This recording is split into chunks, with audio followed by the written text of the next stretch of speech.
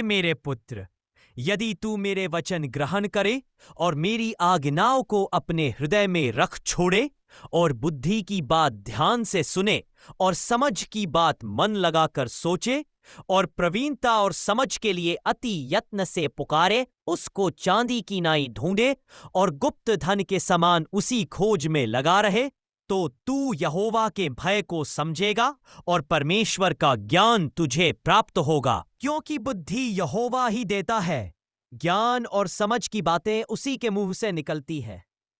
वह सीधे लोगों के लिए खरी बुद्धि रख छोड़ता है, जो खराई से चलते हैं उनके लिए वह डाल ठहरता है।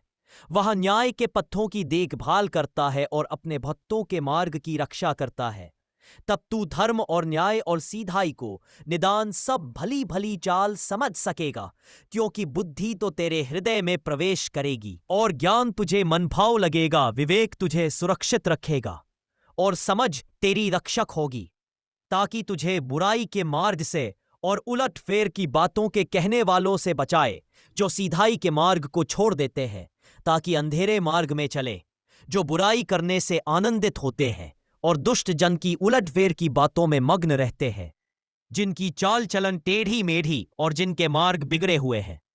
तब तू पराई स्त्री से भी बचेगा, जो चिकनी चुपड़ी बातें बोलती है और अपनी जवानी के साथी को छोड़ देती, और जो अपने परमेश्वर की और नवे जीवन का मार्ग पाते हैं।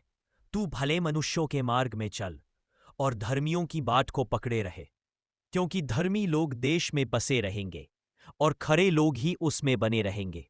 दुष्ट लोग देश में से नाश होंगे और विश्वासघाती उसमें से उखाड़े जाएंगे।